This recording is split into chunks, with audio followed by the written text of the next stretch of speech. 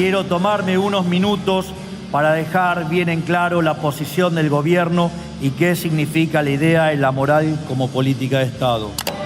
Nuestro planteo de apertura comercial se basa en un fundamento moral que señala que coartar la libertad está mal, robar está mal y la corrupción está mal.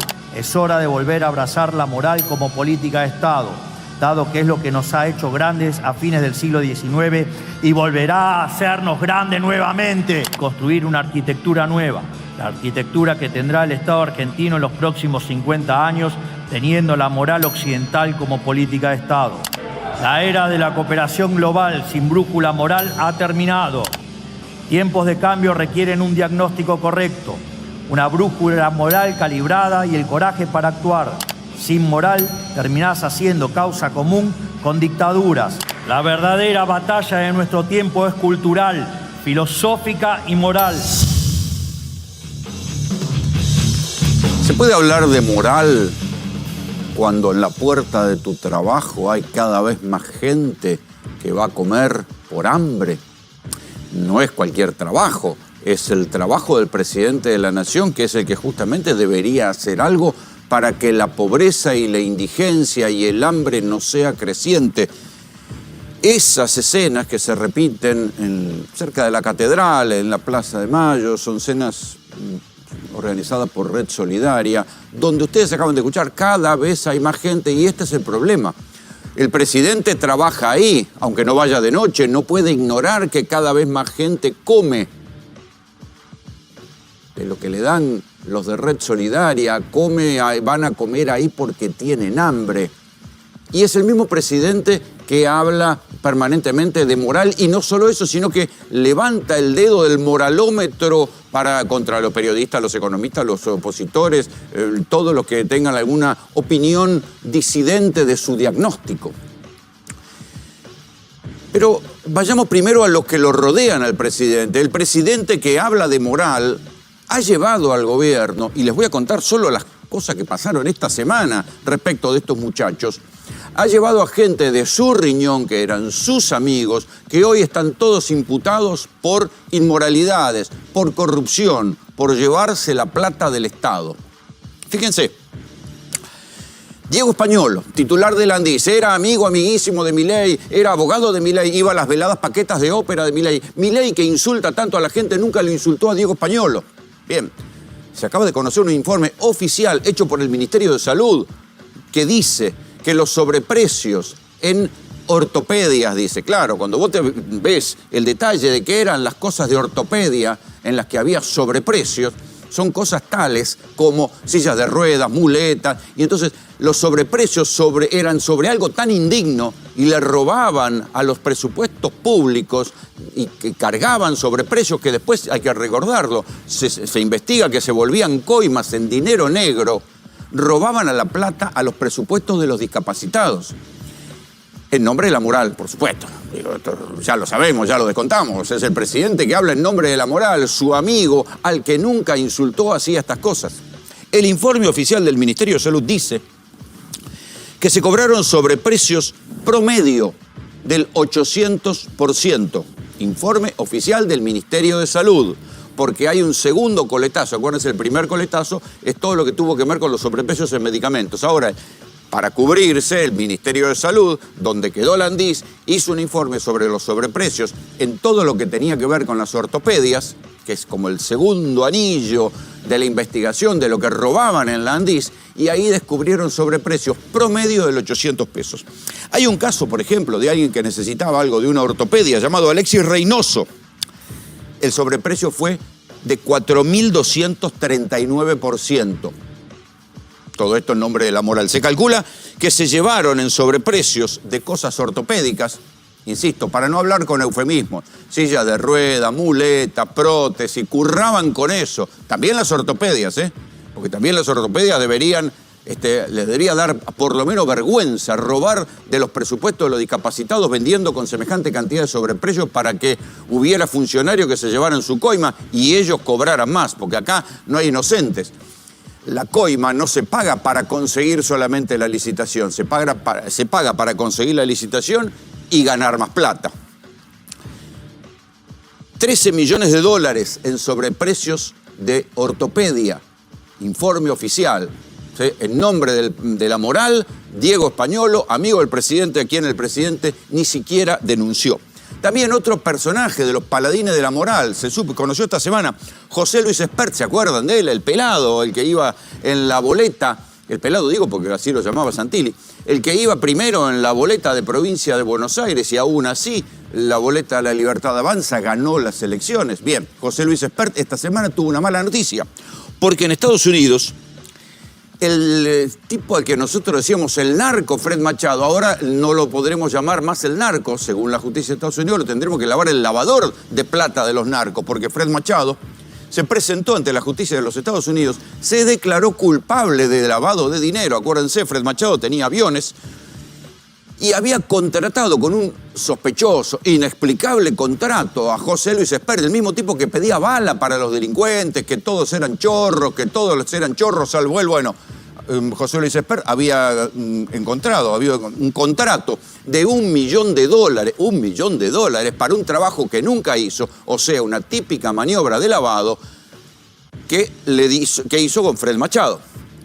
Fred Machado, acá está el acuerdo, por si dudan, ¿sí? El acuerdo, Federico Andrés Machado, Notice of Plea Agreement, y acá esto es lo que arregló con el fiscal. Se declaró culpable de la causa de lavado, y cuando uno se declara culpable es porque va a colaborar.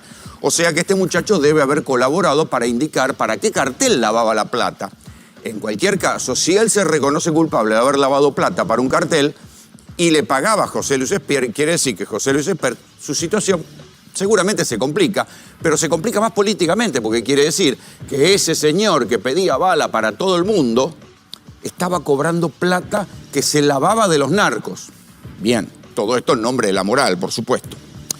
Pero para seguir con el desfile de moralistas, vamos a detenernos en el que iba a ser el colaborador de Milei para que Milei ganara el Premio Nobel de la Economía, porque también hubo noticias esta semana. Demian Reidel. Nosotros les contamos el domingo pasado en GPS que ya este muchacho merecía el Premio Nobel de Economía porque había logrado pagar, era un incobrable categoría 5 según el Banco Central, o sea, estaba caído del mapa, no se sabe bien por qué había hecho tan malos negocios, pero según Milei juntos iban a ganar el Premio Nobel de Economía, o sea, era tan vivo, que iba a ganar el Premio Nobel de Economía, pero no manejaba muy mal sus propias finanzas. Contradicciones, de esas cosas que, detalles menores. Pero bueno, este muchacho logró, después de pasar por Nucleoeléctrica, la empresa que ahora va a ser privatizada en parte y que maneja las centrales nucleares, logró levantar el muerto de $500.000 que tenía en sus cuentas personales y salir de la categoría de deudor incobrable. No se sabe cómo. Él dice que consiguió la plata, por supuesto, por modo legítimo. Nadie le iba a prestar plata. ¿Qué banco le iba a prestar plata a un tipo que era incobrable categoría 5? Pero él consiguió la plata. Nosotros les contamos ayer que después de este escándalo, Manuel Adorni, en un anexo de lo que presentó ante los diputados virtualmente, lo mandó tragado, como se dice en la jerga de los delincuentes, que habían gastado plata con las tarjetas corporativas, habían gastado $300.000 con tarjetas corporativas, y esta semana, para volver a las noticias de la semana sobre los amigos de Milei, el presidente que habla en nombre de la moral, a Demian Reidel lo imputaron y lo van a investigar por el festival de gastos que hubo con las tarjetas corporativas de Nucleoeléctrica. Siguiendo con los amigos del presidente Moral, amigos y funcionarios, pues además, digo, tanto Españolo como a Reidel como a Espert los trajo Milei del gobierno. No puede decir que formaban parte de la pesada herencia del PRO, ni de los Cucas, ni nada por el estilo. Y después, por supuesto, está Adorni, que también tuvo su momento esta semana. Primero sigue sin aparecer la declaración jurada de Adorni, la estoy preparando, pero ya van 11 días desde que Patricia Bullrich le puso los puntos y dijo Adorni va a presentar la declaración jurada, pasaron 11 días, es la declaración jurada más difícil del mundo. Ustedes saben que el arte es así. El buen arte toma tiempo y el dibujo, ni les cuento lo que toma dibujar en el mundo del arte. Un buen dibujo toma tiempo, será por eso que la declaración jurada de Adorni tarda tanto. Pero Adorni se supo también que además de las propiedades y los movimientos con criptomonedas que dejamos en el capítulo anterior de GPS, esta semana se conocieron las andanzas del hermanito de Adorni, que seguramente trabaja en nombre de la moral. Y el hermano de Adorni entró a trabajar en el Ministerio de Defensa por 820.000 pesos. ¿Sí? Rápidamente fue ascendido, ¿sí? Y fue nombrado jefe de la auditoría interna del Ministerio de Defensa y empezó a ganar 3.950.000. O sea, ganaba más que los generales. Imagínense la bronca de los militares, que este muchacho que no tenía ninguna experiencia en el Ministerio de Defensa viniera a auditar a todas las Fuerzas Armadas y encima ganara más que ellos. Pero después lo movieron de ahí y lo mandaron a un instituto. Y esto que yo les estoy contando también es motivo de investigación judicial, porque al hermano de Adorni le abrieron no una, sino dos causas. El Instituto de Asistencia Financiera es una de las dependencias del Ministerio de Defensa que justamente asiste financieramente a militares y a gente de las Fuerzas Armadas que tiene problemas. Esa asistencia financiera, ahí estaba el hermano de Adorni y firmó un cheque por un préstamo multimillonario a IOSFA. IOSFA es la obra social de las Fuerzas Armadas. IOSFA estaba en virtual quiebra, la habían dejado con un superávit o un déficit manejable en el 2023 y todos coinciden en que desde que asumió Luis Petri y Milei, por supuesto, IOSFA se fue desbarrancando por contratos multimillonarios con la droguería suiza argentina, desbarrancó tanto que la tuvieron que disolver, que es como decir, la mandaron a la quiebra. Previamente, el hermano de Adorni, a una obra social que estaba en quiebra, por más que fuera de las Fuerzas Armadas, le firmó un megapréstamo. Eso sí, después rápidamente se fue como candidato a diputado en provincia de Buenos Aires y hoy el hermano de Adorni, ¿saben qué? Tiene fueros. Esto antes lo hacía la casta, ahora se hace en nombre de la moral, como dice Milei. Un cambio de época que puede resumirse en un concepto central que es el que guía nuestra conducta y que es el núcleo conceptual de lo que quiero hablarles hoy aquí, en esta apertura de un nuevo periodo de sesiones ordinarias de nuestro Congreso Nacional. La moral como política de Estado. Pero esta semana también se dio otro capítulo, ya no de la moral de los funcionarios que llevó Milei y a los que nunca criticó, ni insultó, ni denunció. Como no hubo noticias esta semana, omití en esa lista también a Mauricio Novelli, otro de los Milei Friends, que fue uno de los arquitectos de la criptoestafa Libra, también en nombre de la moral. Ya sabemos que esto es así.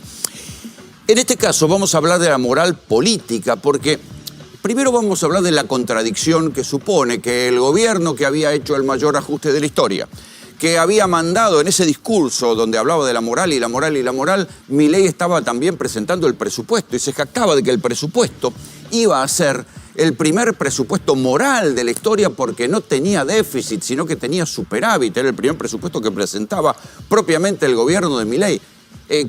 Acuérdense que decía que cambiaba una época. Bueno, estaba mal calculado, estaban mal hechas las cuentas, porque rápidamente, menos de, ¿cuánto? 3 meses de que se sancionara el presupuesto 2026, tuvieron que hacer un bruto recorte a ese presupuesto. ¿Por qué? Porque estaba mal hecho.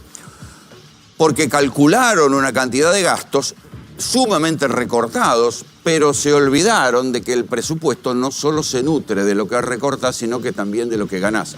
Pero como en la biblioteca Milei, todo es que si vos tenés superávit fiscal, recortás y además le bajás los impuestos a los ricos, esto automáticamente trae una mejora en la actividad. Bueno, no pasó. Le bajaron los impuestos a los ricos, le bajaron las retenciones, le bajaron los impuestos a las mineras, a las petroleras, cobraron, eso sí, a los trabajadores nunca le bajaron los impuestos, se lo volvieron a poner, ni bien asumió el gobierno de Milei. Se jactaban del superávit fiscal, pero la recaudación se siguió cayendo, ahora cayó un poco menos, pero sigue cayendo, y esto obligó, como habían sacado mal las cuentas, a que hicieran otro bruto ajuste. ¿Quién es uno de los que firmó el ajuste? El ministro de la Moral, el jefe de gabinete, Manuel Adorni, el mismo que está imputado por enriquecimiento ilícito, corrupción y esas cosas que, bueno, son pequeños detalles de la gente que no comprende el valor de la moral como política de Estado. Entre las cosas que se cortan, y ahí uno puede empezar a discutir dónde está la moralidad de todo esto, ¿no? ¿Dónde está la moral pública? ¿O dónde está la cara dura? ¿Dónde está la cara? Cortaron. Claro, es aburrido leer las cosas de presupuesto y para estas cosas estamos los que hacemos este laburo, que como ya se sabe somos basuras humanas, pero bueno, tenemos que hacer este laburo, ¿qué vamos a hacer? Entre las cosas que cortaron 63.000 millones de pesos del presupuesto que iban para investigación, prevención y detección temprana del tratamiento de cáncer, en nombre de la moral. En nombre de la moral, cortaron 20.000 millones de pesos que iban a remedios. Cortaron en nombre de la moral política 500 millones en prevención de enfermedades transmisibles. 800 millones menos en todo lo que tenga que ver con VIH, tuberculosis, hepatitis virales. 900 millones menos en investigación de desarrollo de salud sexual y procreación responsable. 30.000 millones menos se cortaron en nombre de la moral para hacer el plan de alfabetización que el propio gobierno había anunciado. O sea, esto no es solamente una cuestión de política. Están cortando cosas que son realmente para los más necesitados, o en todo caso yo no entiendo cuál es el concepto de moral pública, de comprometer en el presupuesto una cantidad de partidas y después terminar cortándolas sin ningún tipo de criterio, por lo menos ningún tipo de criterio de empatía. Pero claro, es el mismo gobierno que antes había ido contra los discapacitados, contra los jubilados y contra las universidades y después lo votaron. Uno dice, bueno, ¿por qué no lo harían? Es verdad. Entre las cosas que se siguieron cortando también están, por supuesto, fondos para la docencia, pero algunos también, o sea, uno puede decir, bueno, ¿dónde está la moralidad de cortar plata de los fondos destinados a la lucha contra el narcotráfico? ¿Con qué criterio? ¿Con qué criterio? Trato de pensar incluso con las prioridades ideológicas del propio gobierno, por lo menos en lo que el gobierno había anunciado. El gobierno, ¿qué es lo que dice siempre? O lo dice el propio presidente Milei, porque los demás funcionarios no hablan mucho ahora, después del escándalo de Orni, muchos no hablan. Dicen, y bueno, ¿de dónde querés que saque la plata? Escúchenlo, Milei. Digamos, ¿qué es lo que hace una persona? Como todos, digamos, tratamos de comprar barato y vender caro. Es decir, obviamente que al momento de discutir mi sueldo, digamos, o sea, voy a querer que sea lo más alto posible. Entonces, ¿qué hacen las mierdas de los periodistas del 95%? El salario de este debería ser más grande. El problema es cómo carajo lo pago. El cómo carajo lo pago es lo que se discute, en verdad. Cuando se discute el presupuesto, lo que se discute es la atribución de recursos. El truco que le ha dado bastante resultado al gobierno es no se puede hacer otra cosa. No se puede hacer otra cosa que recortar, como si fuera un fenómeno meteorológico el recorte que no se pudiera discutir, como si fuera la lluvia, el calor. No se puede discutir porque esto es así. Y la verdad que esto es un truco retórico. Porque decir, bueno, ¿de dónde saco la plata? Y ahí es donde viene la discusión. O sea, ellos recortan y generan daño en nombre de la moral. Y algunos dicen, che, pero para un momentito, ¿dónde está la moral? ¿O en nombre de qué moral le cortaste los impuestos a los autos importados, a los objetos suntuarios? ¿Le bajaste el impuesto a los bienes personales en la misma proporción de lo que podrías haber dado, estar cumpliendo la ley de financiamiento universitario? ¿En nombre de qué moral incumplís la ley? Como la ley de financiamiento universitario, ¿en nombre de qué moral le cortás la plata a los discapacitados, pero no le cortás la plata a los ricos y a los impuestos a los ricos? Eso es la moral entendida como la entiende el presidente. En términos de actividades económicas, se redujeron retenciones a los ganadores, se redujeron retenciones al campo, a las mineras. Las petroleras están viviendo un momento espectacular producto de la guerra en el Golfo. Ha crecido la facturación de las exportaciones en petróleo. Hay países que están haciendo de eso, están cobrando algún tipo de impuesto extraordinario para que eso sirva o para que sirva para bajar el precio. La Argentina no. Entonces, a la pregunta de Milei, dice, ¿y dónde carajo saco la plata? Sí, se puede sacar la plata de otro lado. El problema es que ideológicamente, ya sea para favorecer a los ricos o porque él piensa que va a haber una bonanza si se le reducen los impuestos a los ricos y esto derramará algún día en pobreza, lo que hace el presidente es cortarle impuestos a los ricos y cortarle prestaciones a los pobres. Esto es así, se puede constatar, no hay mucho para discutir. Ya se sabe que nosotros los que contamos esto somos ensobrados, basuras humanas, lo de siempre. Pero la lista vale la pena. Porque uno dice, bueno, ¿dónde está lo moral en recortarle los fondos a las universidades públicas, que fueron el orgullo de la Argentina? Digo, fueron porque a lo mejor después de este vendaval andás a ver qué queda de las universidades públicas. Cifras todavía del año pasado. 57% de las personas que se recibieron en la universidad pública son primera generación de graduados. O sea, son tipos cuyos padres tuvieron título secundario o título primario o tal vez ni siquiera tenían título alguno y sus hijos llegaron a la universidad y se recibieron. Eso está mal, eso es inmoral, hay que cortar esos fondos. Es lo que está pasando. ¿Dónde está la moral o lo moral en recortarle plata a los jubilados mientras se cortan impuestos a los bienes de lujo? Yo no lo entiendo. Pero bueno, ya saben que somos basuras humanas. ¿Dónde está lo moral de cortarle los aranceles a los terapeutas que atienden a los discapacitados, que siguen peregrinando a ver si algún día se aplica la ley de emergencia en discapacidad y vuelven a cobrar algo más cercano a lo que cobraban, que tampoco era ninguna fortuna? ¿Dónde está lo moral en cortar los fondos de investigación en la lucha contra el cáncer? ¿Dónde está lo moral en cortar la plata a los hospitales universitarios? En instantes van a ver el estado en el que está quedando el Hospital Ángel Rofo, el hospital que atendía en la Universidad de Buenos Aires a los enfermos con cáncer y que en 45 días tal vez tenga que cerrar y dejar de atender gente con cáncer. ¿Dónde está lo moral de hacer eso? ¿Dónde está lo moral de recortar los fondos para el narcotráfico?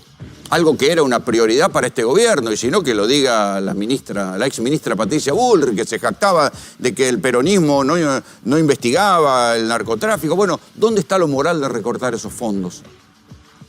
Estas son las cosas que uno no entiende, porque la contradicción es tan evidente que si uno trata de conservar el sentido común, dice, bueno, todo esto se hace en nombre de la moral, porque el presidente podría decir, bueno, lo hacemos en nombre de la necesidad, nos duele, pero lo tenemos que hacer. No, lo hace en nombre de la moral y quiere convencer de que está bien hacerlo. Claro, los que no lo entendemos, ya se sabe, somos basuras humanas. Bienvenidos.